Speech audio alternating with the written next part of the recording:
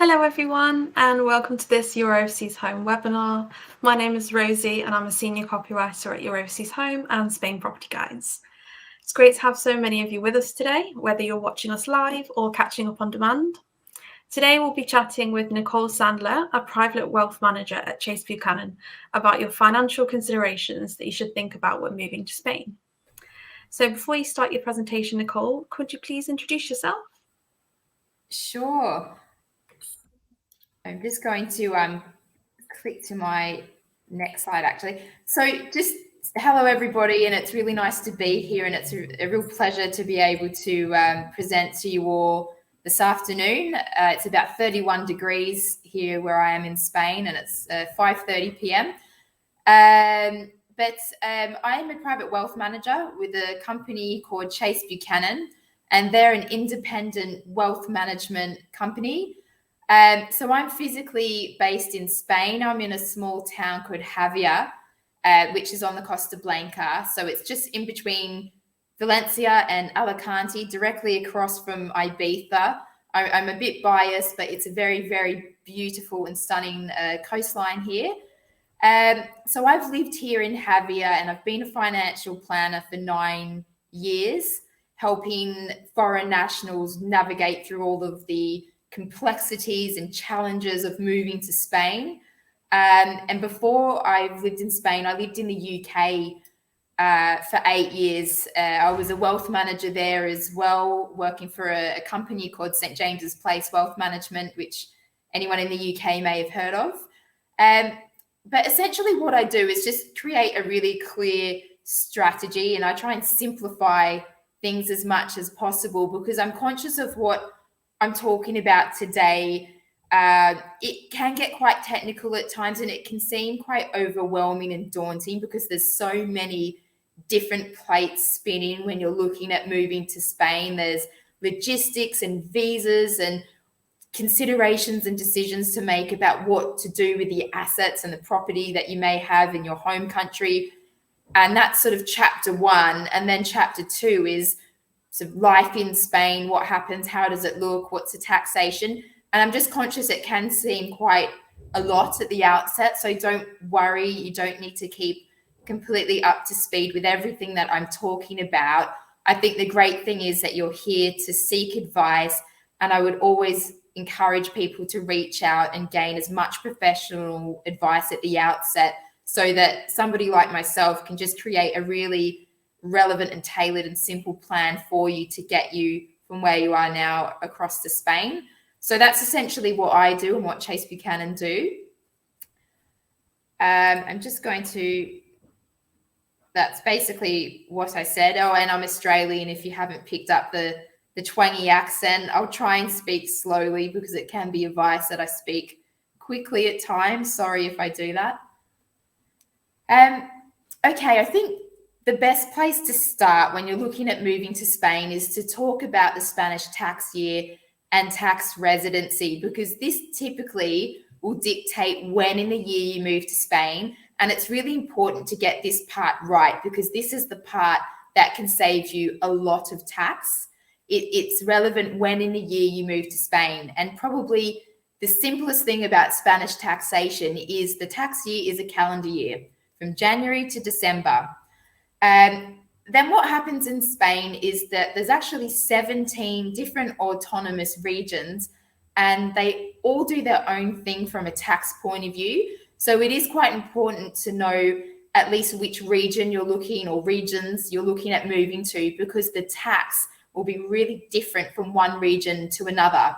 So throughout the presentation, I'll give some examples and I'll highlight if it's a state, a Madrid government, a state Spanish rule, or if it's a local regional rule.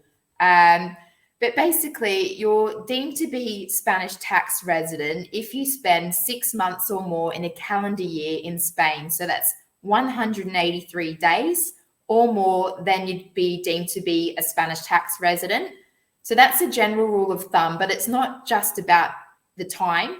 It could also be if your work is in Spain, your center of economic interest, or perhaps you have dependents in Spain, like a spouse or children. Those two factors can also actually make you Spanish tax resident as well. So it's really important to seek advice from the outset about residency, because there's a lot of planning that you should consider before you lose your tax residency of wherever you are. So as I say, this will typically dictate when in the year you should move to Spain. And once you are a Spanish tax resident, so you're here for 6 months or more, then you're subject to tax on your worldwide income and gains. So these are the financial or fiscal obligations once you're a Spanish tax resident. And I'll walk you through these over the next few slides. So you've got income tax on your worldwide earnings, capital gains tax in Spain, something called wealth tax.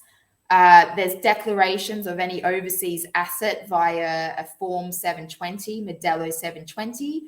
And then, of course, there's inheritance or succession tax in Spain. I think I would always recommend to anybody once they move to Spain is to seek out a really good accountant stroke tax lawyer from the outset, because I know in a lot of countries, the UK, for example, it's quite easy to do a self-assessment online, and a lot of individuals will submit their own tax returns. I would definitely recommend to use a professional to do it in Spain. I mean, I live and breathe Spanish taxation, and I use an accountant for everything here. So just to say as well, if anybody needs any contacts for anywhere around Spain for anything, you're very welcome to reach out, and I can put you in contact with certain people.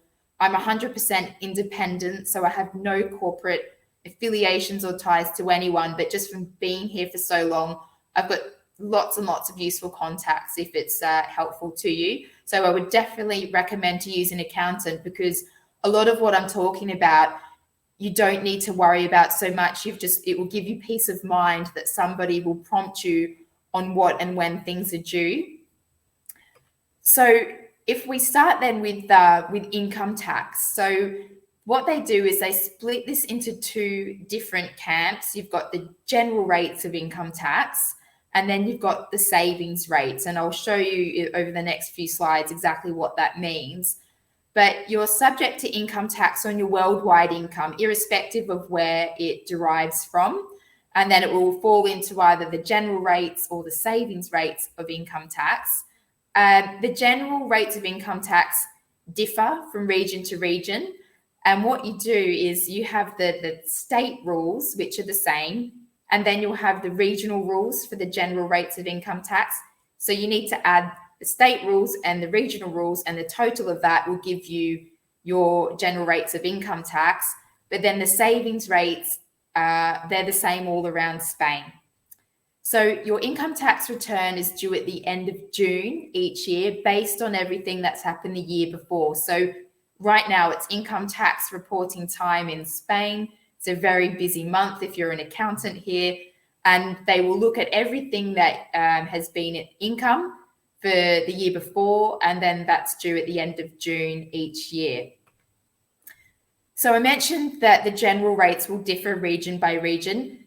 The rates that are set by the state, so the state being the central government from Madrid, will range from 19% up to 47%. And usually where it differs in each region will be at the top end by a few percent, depending on where you are. Some regions of Spain are really progressive and some are not so progressive, depending on where you end up. So I typically use Andalusia and Comunidad Valenciana as examples, because a lot of expatriates end up in those regions, but also Catalonia as well. But the top rate of income tax in Andalusia is 47%, which is quite generous as far as income tax goes. And where I am, it's 54%.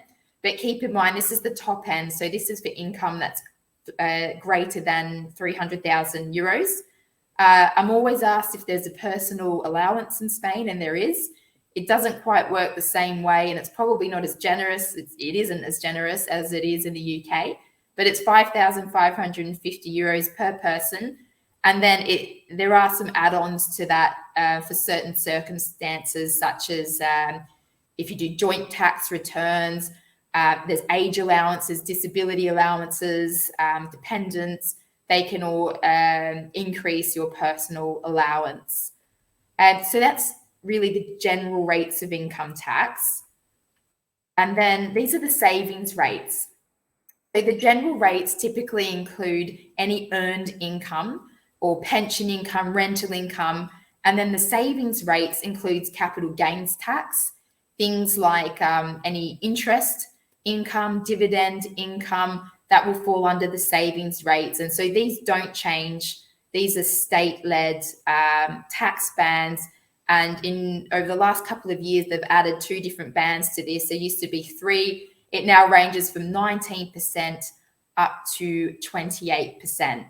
So hopefully that makes some sense so far. You've got income tax on your worldwide income, and it's split into 2 different areas of the general rates and the savings rates. And the general rates will change depending on where you live in Spain, and they typically change each year. The savings rates don't typically change as frequently. Then you have wealth tax, which is a really unpopular tax in Spain, and it's got a very checkered history here. This very much differs region by region. So what this is, it's a tax on your worldwide assets. They'll look at the value of everything that you have as at the 31st of December, and then your wealth tax declaration is due the following year around April.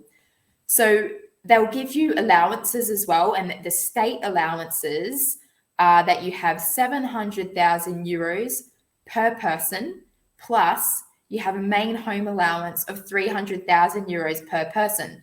So you only pay wealth tax if your net wealth exceeds 1 million euros, and you pay the wealth tax just on the excess. I mentioned this is regional. So where I am, for example, in Comunidad Valenciana, it's not 700,000 euros. Unfortunately for us, it's 500,000 euros. So it's slightly worse than the state rules. And then you've got some great regions like Murcia or Andalusia. They came out last year and just abolished wealth tax. They completely got rid of it, which is great.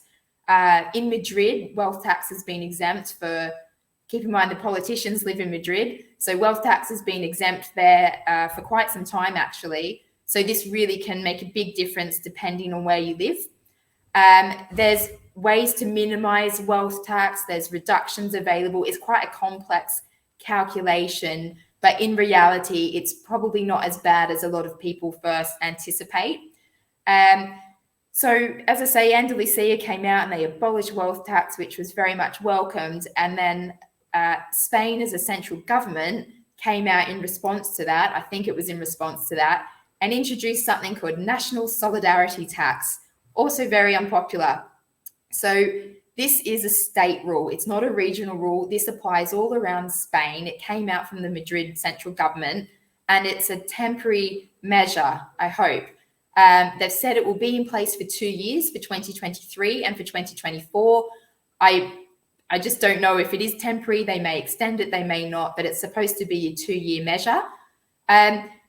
It's very off-putting, I think, but in reality, it actually affects a very, very small percentage of Spanish taxpayers. It only comes into play if your net wealth exceeds 3 million euros, and you also have the same allowances as the wealth tax of the 700,000 euros per person plus 300,000 for the main home. And it's also payable on a sliding scale from 1.7% up to 3.5%. That's for the top end of estates greater than 10.7 million. I don't think I mentioned the wealth tax rates before. So they actually range from 0.25% to just over 3%. So solidarity tax, the methodology works in a really similar way to wealth tax. But approximately 90% of wealth taxpayers in Spain will not pay solidarity tax. So it does affect a very small percentage, as I say, and you won't pay the same tax twice. You will get a credit for any wealth tax already paid against national solidarity tax. Then you have something called the Modelo 720. For some reason, it has quite a bad reputation attached to it. And I don't know why, because it doesn't result in any tax. It's purely just a declaration of assets that you have outside of Spain. So this is something that you would just use an accountant for. tell them everything that you have. And I would recommend to do that because there is an automatic exchange of information around the world that's supposed to mean that all the tax authorities are talking to each other. So you just tell them everything that you have, and then they will submit this form for you if it's relevant. You only need to declare assets that are greater than 50,000 euros, and you don't need to keep doing this form each year. It's only if something has changed or the value has changed, increase in value by 20,000 euros. So it can be a little bit onerous at the outset, and then typically it's really straightforward as the years go on. And they'll split it into 3 different categories of what you need to report. And it's essentially bank accounts, financial assets, and property. But I think the reason why it has this negative sort of stigma or reputation attached to it is because it used to have really heavy fines and penalties. But the European Courts of Justice sort of slapped Spain on the wrist about that, and they've had to change it. So it's not so off-putting anymore. I think that's probably why it has this bad reputation, but it's literally just a declaration of what you have outside of Spain. Then you have what's called succession tax in Spain. So this is inheritance tax in Spain.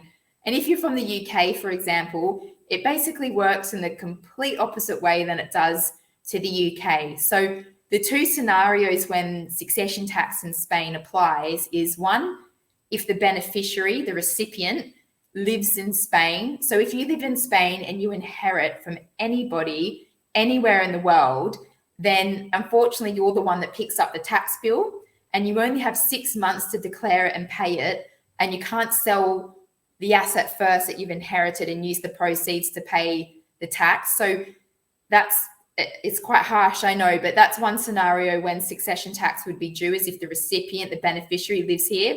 The other reason would be if it's a Spanish asset. So, for example, if you have a Spanish property that you're leaving to children or whoever it may be outside of Spain, because they're inheriting a Spanish asset, Spanish succession tax will apply, and they'll have to pay that liability.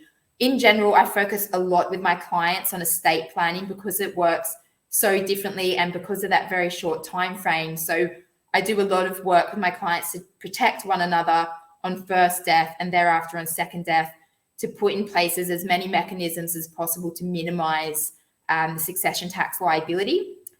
So then what they do, they've made it rather complicated, I'm afraid, but I'll try and make it sound simple. They then put the beneficiaries into 4 different categories, dependent on the closeness of the relationship to the deceased, because Spain is a civil law country. So it's all about forcing heirship through generations. It derives from this Napoleonic code, and direct descendants and descendants typically have more allowances and reductions when you're looking at something like succession tax because of that. So there are exemptions, rates, and multipliers, and they're all determined by the closeness of the relationship to the deceased, and spouses and children will typically have the highest amount of reductions available. This is something that differs greatly region to region. So it would be a bit mind-numbing for you if I put up all the reductions and allowances. I think the main thing is just to know which region you're moving to, and then I can explain the specific reductions in the exact region that you live in. They are talking about making the same reductions all around Spain, which would make my job a lot easier than keeping up to date with 17 regions, but it differs a lot region to region. I've put on there unmarried partners pay high taxes. So if you're not married, that's fine, but you can either, from a tax point of view, it's sometimes good advice from a tax planning point of view to either A, get married. I know it's not very romantic for tax, or B, if you don't want to get married, no problem. But in Spain, you should register as something called a pareja de hecho, which is basically you just formalizing your relationship in the eyes of the Spanish tax authorities. Because if somebody passes away and you've been with them for 50 years, but you're not married, you have no tax reductions or allowances available. So if you've registered your relationship with your local town hall, you are treated as if you're married from a tax point of view. So if you do fall into that space, I would definitely encourage you to do one of the two. From a paperwork point of view, it's actually probably easier just to get married, but otherwise at least register that relationship.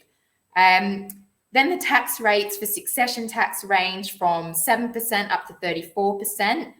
And then there's this lovely multiplier effect in the calculation, and it differs from region to region.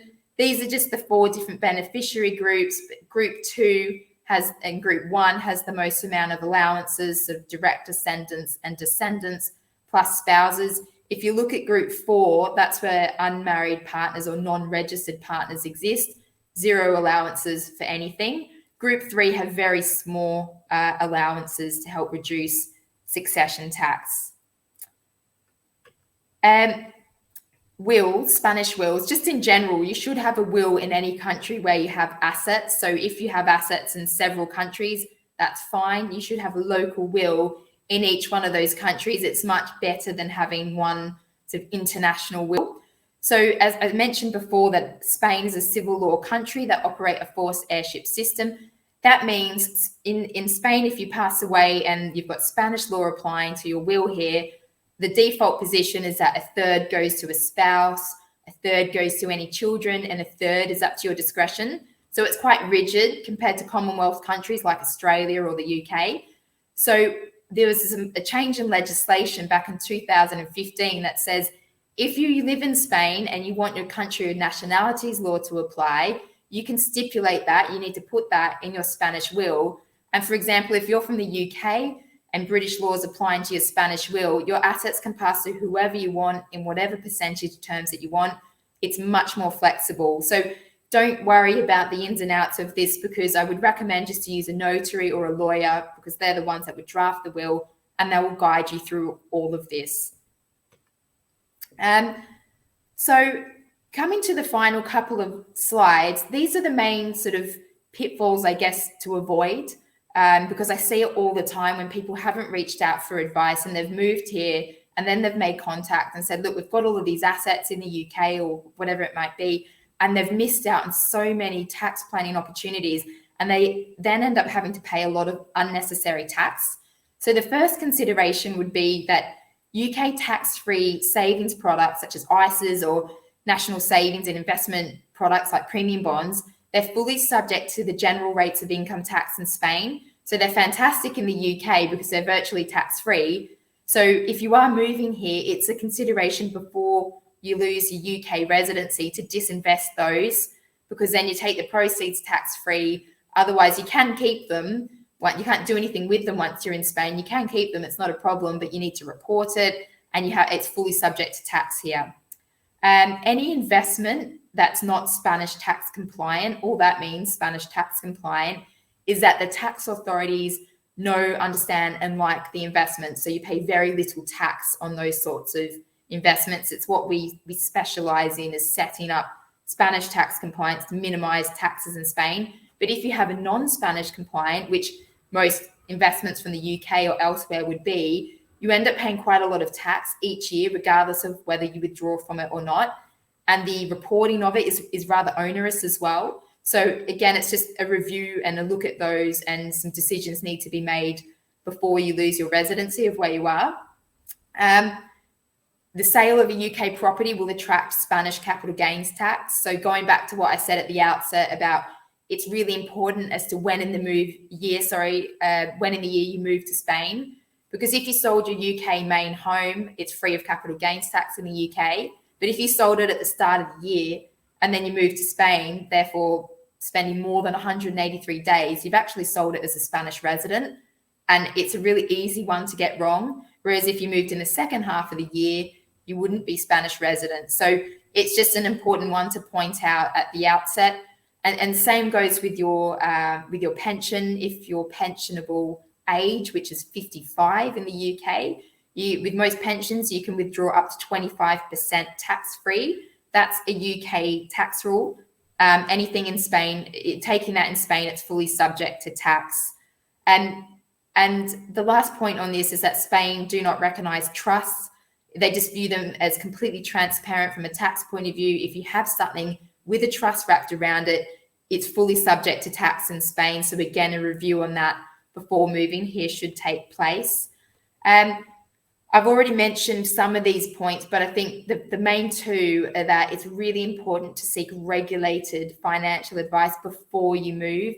So I'm very much a cross-border specialist between the UK and Spain. So it is really important to have a review of everything that you have, and then I can help devise a strategic plan to get you from A to B. Also remember that because of Brexit, UK financial advisors cannot give you any financial advice once you leave the UK. So if you have investments in the UK, they can't advise you on how to change the funds, which can be really detrimental to the performance of the investment. You can't even talk about taking withdrawals and do really basic things. So if you do have a UK-based advisor, I would recommend to speak to them and tell them about your plans to move abroad. Plus, you don't want to be paying an advice fee for advice that you can't actually get. I think I've mentioned these other points already, just to say consideration needs to take place before you move, especially with the main home and pensions, and estate planning as well. It varies greatly between the UK and Spain. Sorry, I'm conscious of time and questions. Sorry if I've talked too much. I'll just put my contact details on the screen. If anybody would like a complimentary financial review, you're very welcome to reach out to me. I don't know if you're on LinkedIn as well. I use LinkedIn quite a lot for a lot of videos and articles to keep people up to date, but you're very welcome to contact me directly if you've got any specific personal questions at all. Fabulous. Thanks so much, Nicole. That was super informative. I definitely learned a lot. So I hope our viewers did as well. I think we've got time for some questions. I will just grab some for you. Jane is looking to move to Andalusia later this year. She says her husband's pension is €64,000, and she's wondering how he will be taxed. So you said that there was the two types of tax. Would pension go in the savings part of tax? Is that right? No, the other one? Typically, it would just fall under the general rates of income tax. And so Andalusia, it goes from 19% up to 47%. So the pension would be paid gross without any tax deducted. And in some cases, it could be paid directly to a Spanish bank account. Most people keep it paid to a UK bank account so that you can pick and choose with the exchange rate when you want to bring funds across. And then the following year, you would tell your accountant all the income you've received, and they would apply the general rates of income tax plus your personal allowance to that. Thank you. Our next question is from Trisha. She's asking, with regards to capital gains tax, if one is already living in Spain but wants to sell a property in their home country, the goal would be to invest in a new home in Spain. What are the tax legalities in regards to this? Sure. There's a few things. It depends on how old you are to some extent. Well, if you're below 65 or not. And it depends on what country it's coming from. Because, for example, with capital gains tax, it's a second property. It's basically just fully subject to the savings rates of income tax, which is what capital gains tax falls under. So they start at 19%. And how it would usually work is you'd have capital gains tax in whichever country it's in, because that's where it's physically situated. So that country takes priority. And then you'll also have capital gains tax in Spain. And there's a double taxation treaty between Spain and almost every country. So what would happen is the Spanish accountant would credit you against any tax that you've already paid in your home country, so that you're not taxed twice. I can answer that question more fully if you contact me directly and let me know which country you're talking about. I can be more specific with that. Yeah, we'll pass all questions that we don't get around to onto Nicole, so don't worry if we don't get around to yours. She'll be in touch, don't worry. I think we've got time for a couple more. Glenn's asked a great question. Does UK civil partnership have the same rights as Spanish marriage/civil partnership in Spain? Yeah, that is a really good question. I think you would still need to register that in Spain, but yeah, it should still have the same rights. I would probably cross-check that with a lawyer once you get to Spain, but it should still be recognised. Fabulous. And just one more question. I think we've got time. Kelly asks, she's looking to sell a UK property and then move to Spain and become a tax resident there. She just wants to make sure that as long as she doesn't stay in Spain for longer than 183 days in a tax year, she won't be taxed. Is that correct? Correct. Yep. If you sell it and then if it's your main home, meaning you've lived in it for 3 years or more, that's what your main home means, then it would be free of capital gains tax in the UK. Just spend less than 183 days in that tax year in Spain, and then it's completely free of Spanish capital gains tax as well. There's a few, sorry, I stalled for a second because there's a few nuances to this. If for some reason you had to move to Spain, let's say a sale fell through or something and you had to move to Spain, if you're over 65, it's actually still free of capital gains tax if you buy another main home within 2 years. If you're under 65, there's something called reinvestment relief as well, where if you sell your main home in the UK and rebuy another main home in Spain, you can minimize capital gains tax. So there's a couple of other sort of elements to that as well. But the short answer is yes, you're right. Fabulous. I think that's all we've got time for today. So thanks, Nicole, for all your insightful tips and advice. And we do strongly recommend that anyone listening gets in touch with Chase Buchanan, and Nicole and the team will be able to give you personal advice on your situation. So thanks to Nicole for sharing your knowledge, and thanks to our listeners for joining us today. If you did enjoy this webinar, please feel free to leave us a review on Trustpilot. And thanks again. Good luck with your property search in Spain, and I hope to see you again soon. Bye-bye. Thanks very much.